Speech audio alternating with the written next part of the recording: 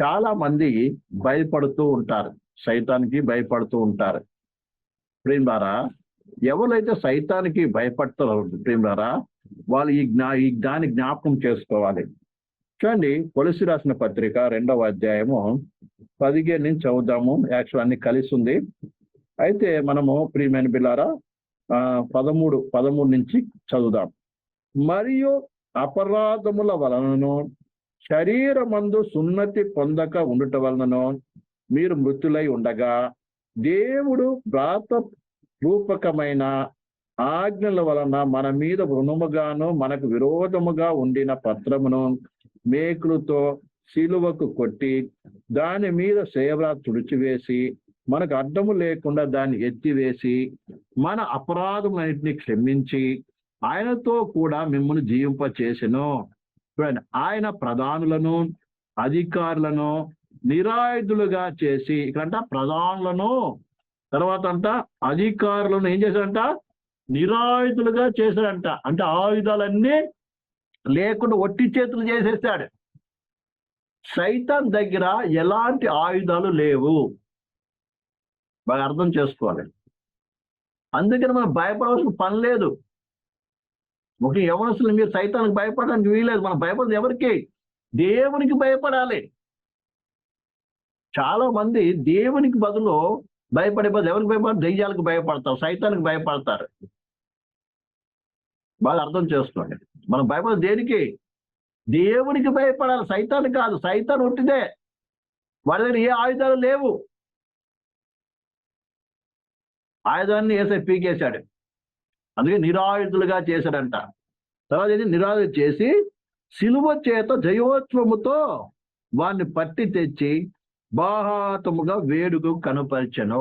బాహాటముగా అందరి ముందు తీసుకొచ్చేశాడు. మీకు అర్థం అవడానికి ఏం చెప్తున్నానంటే, చెప్తా ఒక మాట. ఇద్దరు రాజులు కొట్లాడుతున్నారు, యుద్ధం జరుగుతుంది. యుద్ధం జరుగుతున్నప్పుడు పూర్వకాలంలో చేసేవారు ఏం చేసేవారంటే, ఒక రాజు ఓడిపోయాడు అనుకో, ఈ జయించిన రాజు ఏం చేస్తారంటే ఆ ఓడిపోయిన రాజు పట్టుకొని రథానికి కట్టి, పైన కట్టి అలా తీసుకొచ్చి వాళ్ళ దేశంలో ఏం చేస్తారు ఎంత ఊరేగిస్తారు.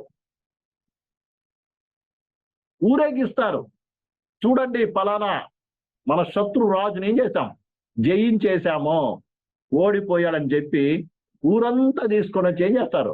ప్రేమ ద్వారా తిప్పుతారు, ఎంతో అవమానం చేస్తారు. ఉదాహరణకి యేసు ప్రభుని కూడా ఎన్నో రకాల అవమానపరిచారు. మీకు అందరికి తెలుసు కదండి. యేసు ప్రభుని పట్టుకొని వచ్చి చెంప మీద కొట్టి, అర్థమైంది ఏంటంటే గుడ్డి, అవమానపరిచి, ఉమ్మేసి, వస్త్రాలు లాగివేసి, పాత ఊదారంగ వస్త్రం వేసి యూదులకు రాజానికి జయమని ఇలా అందరూ హేళన చేసి చివరికి పొడవతో కొట్టించి ఏం చేస్తారు? చివరికి హేళన చేసుకుని తీసుకెళ్ళి ఏం చేశారు? శిలువ మీద వేశారు. శిలువ మీద అంత బాధపడుతున్నా కూడా ఎవరు కనికరించలేదు. నువ్వు నిజంగా రాజువై దేవుడై దిగిరావయ్యా, క్రీస్తు అయితే మేము నమ్ముతామన్నారు. చివరికి పక్కన దొంగ కూడా నువ్వు నిజంగా దేవుడు నలుగురు రక్షించుకో, నువ్వు రక్షించుకో అన్నాడు. ఈ రకంగా అనేక రీతులు హేళన చేశాడు. యాక్చువల్ గా అక్కడ జరిగినది హేళన ఎవరికి తెలుసా? ప్రియులారా, సాతానికి ప్రియమైన. అర్థమైందా? సైతానుకు నేను ఆయన చేస్తున్నాను అనుకుంటు, కానీ వీడికి ఉన్నటువంటి అధికారాలు పోతున్నాయని సంగతి తెలియదు. ఇప్పుడు ఏ ఆయుధాలు వేయాలో అన్ని ఆయుధాలు ఆయన మీద ప్రయోగించడం, కానీ అన్నిటి సహించుకొని వెల చెల్లించేశాడు. యేసు దగ్గర ఎలాంటి సైతాన్ దగ్గర ఎలాంటి ఆయుధాలు లేదు. చివరికి మరణము ద్వారా సంపూర్ణముగా శత్రువుని జయించి వాని బట్టి తీసుకుని వేడుక కనపరిచాడు. మన సిలువను చూస్తున్నప్పుడు మీకేం గుర్తొస్తుంది తెలుసా? సిలువ మీద ఏమైంది? అపవాది ఓడిపోయాడు. అపవాది ఓడిపోయాడు. మమ్మల్ని ఏడుబడి చేసినట్టు మమ్మల్ని పాపము చేయించి ఆ పాపము ద్వారా మనం బానిసలు చేసుకొని మమ్మల్ని మరణానికి నడిపిస్తున్నటువంటి ఆ సాతాను యొక్క అధికారం ఏమైపోయింది? పరిపూర్ణ కొట్టివేయబడింది. నా యేసయ్య ద్వారా ఏమైంది? అపవాదిని జయించాడు, పాపాన్ని, అర్థమైందా?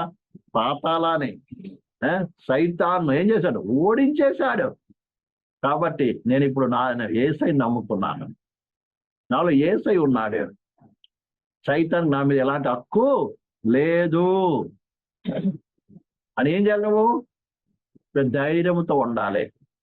నువ్వు ఎవరికి భయపడలేదు? యేసయ్యకు భయపడాలి, యేసుకు లోబడి ఉండాలి.